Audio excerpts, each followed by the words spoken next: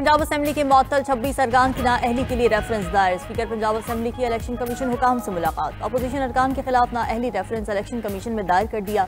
27 जून को पंजाब असेंबली के इजलास में अपोजिशन अरकान ने शोर शराबा और हंगामा आराई के साथ साथ तोड़ फोड़ की थी। स्पीकर पंजाब असेंबली ने 26 अरकान की रुकनियत मुअत्तल की थी। मीडिया से गुफ्तगू में स्पीकर पंजाब असेंबली ने तस्दीक करते हुए कहा कि 26 अरकान के खिलाफ नाअहली रेफरेंस दायर कर चुके हैं। आइन की खिलाफ वर्जी किसी सूरत बर्दाश्त नहीं की जाएगी।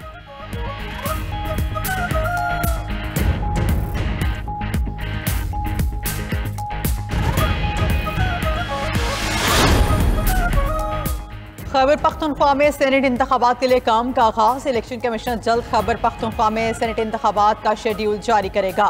ज़राए के मुताबिक इलेक्शन कमीशन सेक्रेटेरिएट ने शेड्यूल की तैयारी का काम शुरू कर दिया। खैबर पख्तूनख्वा की 11 सीट नशिस्तों पर पोलिंग होगी। खैबर पख्तूनख्वा असम्बली की मखसूस नशिस्तों पर 25 मेंबरान का पहले हल्फ होगा। मखसूस नशिस्तों पर हल्फ ना होने की वजह से 2 अप्रैल 2024 को खैबर पख्तूनख्वा में सेनेट इलेक्शन रुक गए थे। खैबर पख्तूनख्वा हुकूमत को हटाने के लिए सियासी सरगर्मियां। वज़ीर आज़म शहबाज शरीफ से गवर्नर के पी फैसल करीम कुंडी और सरबरा ANP वली की मुलाकातों ने सियासी पारा मजीद बढ़ा दिया। गवर्नर फैसल करीम कुंडी ने रजीम चेंज का इंदिया भी दे दिया। बोले अपोजिशन के पास अक्सरियत हो तो हुकूमत की तब्दीली आईनी हक है, इसे साजिश नहीं कह सकते। पेशावर में गुफ्तगू करते हुए मजीद कहा कि अपोजिशन के पास 52 से 54 अरकान हैं। जिस दिन हमारा एक रुकन भी ज्यादा हुआ आदम एतमाद ले आएंगे। जल्द PTI कारकुनान गाँव में निजात मनाएंगे। अलीमा खान तुमाय नस्बानी PTI भी कह चुकी हैं, हम नहीं चाहते वजीर आला KP बेरोजगार हों और सियासत छोड़ दें। उधर सेनेटर इरफान सिद्दीकी ने भी अदम एतमाद को कानूनी करार दिया। साथ ही कहा कि कोई ऐसा हरबा नहीं करेंगे जिससे खैबर पख्तूनख्वा किसी बहरान में चला जाए। फिलहाल अदम एतमाद से मुताल्लिक तजवीज़ ज़ेर गौर नहीं।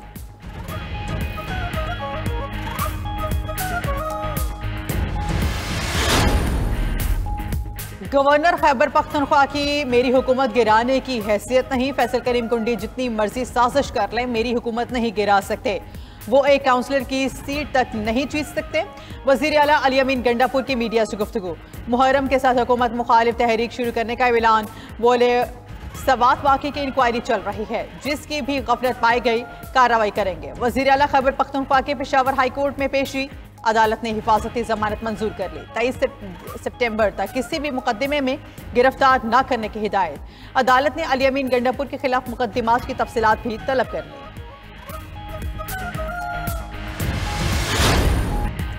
पेशावर हाई कोर्ट का NHA को इंडस हाईवे 90 रोज में मुकम्मल करने का हुक्म। इंडस हाईवे की खराब सूरत हाल से मुताल्लिक केस में NHA हुक्काम की सरजनिश। नामजद chief justice SM Atiq Shah ने कहा कि इंडस हाईवे 2018 का मंसूबा है जो ताहाल नामुकम्मल है। जगह जगह गड्ढे हैं, हाईवे पर कोई सिक्योरिटी नहीं, जंगल का कानून है। जनूबी अजला को हर लिहाज से नजरअंदाज किया गया है। फिर कहते हैं कि जनूबी अजला में दहशत गर्दी है। शहरियों का तहफ़्फ़ुज़ हुकूमत और मुतालिका इदारों की जिम्मेदारी है।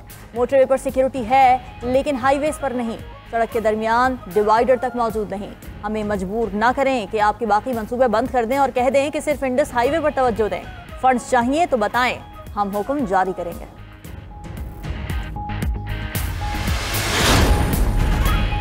बानी PTI के खिलाफ वज़ीर आज़म शहबाज शरीफ के हत्या के इज्जत केस की समाअत। सेशन कोर्ट लाहौर ने लीगल नोटिस को रिकॉर्ड का हिस्सा बनाने की दरख्वास्त पर फैसला महफूज कर लिया। अदालत 10 जुलाई को शहबाज शरीफ की दरख्वास्त पर फैसला सुनाएगी। अदालत ने फरीकैन के दलाइल मुकम्मल होने के बाद फैसला महफूज किया। वकील बानी PTI ने कहा कि शहबाज शरीफ स्टेज पर सानवी शहादत देने की दरख्वास्त दायर नहीं कर सकते।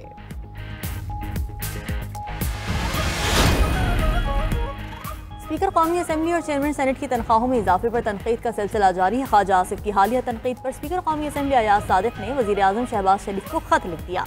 अयाज सादिक ने अपनी तनख्वाह का मामला वज़ीर आज़म पर छोड़ दिया। ज़राए के मुताबिक स्पीकर ने मौक़िफ़ अपनाया है कि उनका तनख्वाह के मामले से कोई ताल्लुक है न दिलचस्पी। तनख्वाह बढ़ाने का फैसला वफाकी काबीना और वज़ीर आज़म का है। बेशक मेरी तनख्वाह मत बढ़ाएं, मगर मेरा इस मामले से लेना देना नहीं।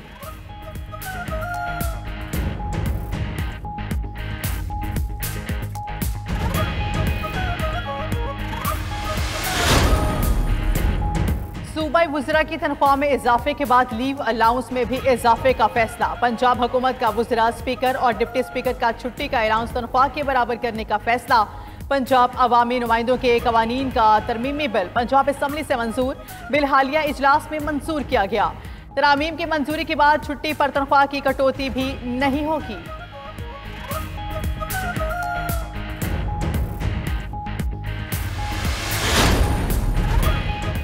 वज़ीर-ए-आज़म का डिजिटल अदायगियों के तरीक़ेकार को आसान बनाने के लिए हिकमत अमली जल्द मुकम्मल करने की हिदायत। कैशलेस और डिजिटल मईशत पर हफ्तावार जायजा इजलास। कमेटियों ने मईशत की डिजिटाइजेशन के काम में पेशरफ्त से आगाह किया। शहबाज शरीफ बोले, मईशत में शफाफियत लाने के लिए डिजिटल ट्रांजैक्शन सिस्टम नागुज़ीर है। तमाम कमेटियाँ तमाम शराकतदारों के साथ मिलकर काबिल अमल तजावीज़ पेश करें।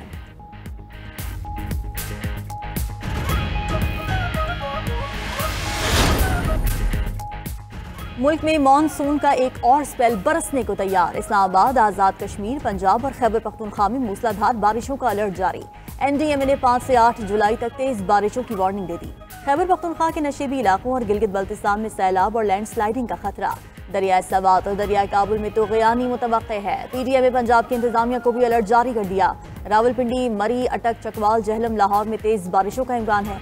शमाली और वस्ती पंजाब के शहरों में शदीद बारिश के बायस अर्बन फ्लडिंग का खतरा।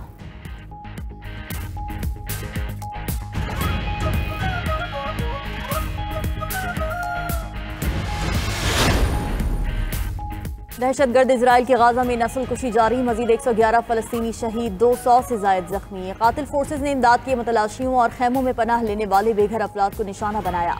खुराक के इंतजार में खड़े 24 फलस्तीनी गोलियां लगने से अपनी नींद सो गए। रिहायशी इमारत पर हमले में इंडोनेशियन अस्पताल के डायरेक्टर डॉक्टर हबीब मरवान फैमिली समेत शहीद हो गए। शुमाली गाजा में झड़प के दौरान इजरायली फौजी हलाक, कमांडर समेत 2 सैहोनी फौजी जख्मी। उधर अमरीकी मीडिया के मुताबिक गाजा में 2 माह के लिए जंगबंदी पर काम जारी है। हमास 10 यरगमाली और 18 हलाक इजरायलियों की लाशें देगी। हमास हवालगी की कोई तकरीब मुनक़िद नहीं करेगी।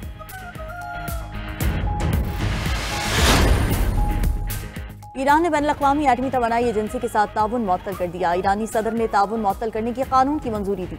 ईरानी पार्लियामेंट पहले ही IAEA से ताउन मुअत्तल करने का कानून मंजूर कर चुकी है। अमेरिका ने ईरान का फैसला नाकाबिल कबूल करार दे दिया। तर्जुमान महकमा खारिजा टैमी ब्रूस ने कहा कि ईरान आलमी इदारे को महदूद यूरेनियम अफजोदगी तक रसाई दे। उधर पेंटागन के मुताबिक ईरान का एटमी प्रोग्राम कम अज कम 2 साल पीछे चला गया। फर्दो, नेतन्स और इस्फहान में एटमी तनसीबात खत्म हो चुकी हैं।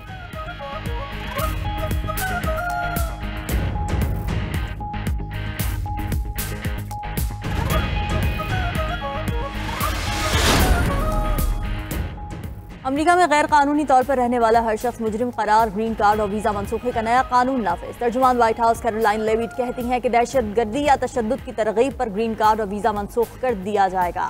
वजीर खारजा मार्को रूबियो ने कहा कि कोई तालिब इल्म मुजाहिरों में शिरकत या अफरा तफरी फैलाने आता है तो वीजा नहीं देंगे।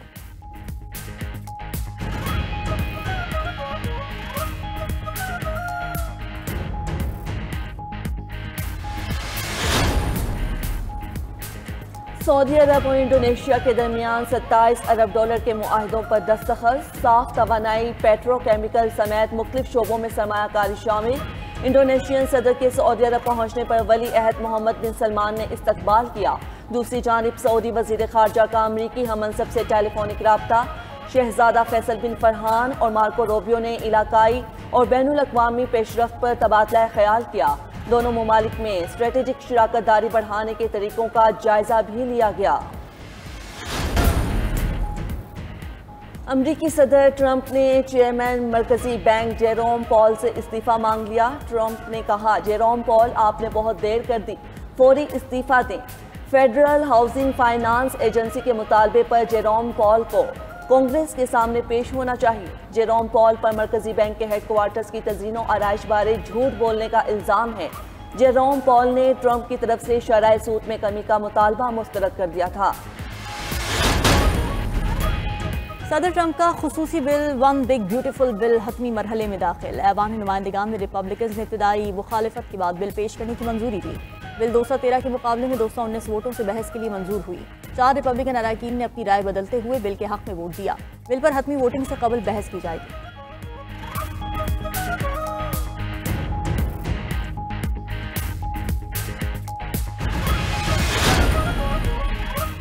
कुवैत ने 4 नई वीज़ा कैटेगरीज मुतारिफ करवा दी। वीज़ा का इजरा नए इलेक्ट्रॉनिक निज़ाम के तहत होगा। सयाहती, खानदानी, तजारती और सरकारी वीज़ों की 4 अक़साम रखी गई हैं। सयाहती वीज़ा 3 माह, खानदानी, तजारती और सरकारी वीज़े 30 दिन के लिए जारी किए जाएंगे।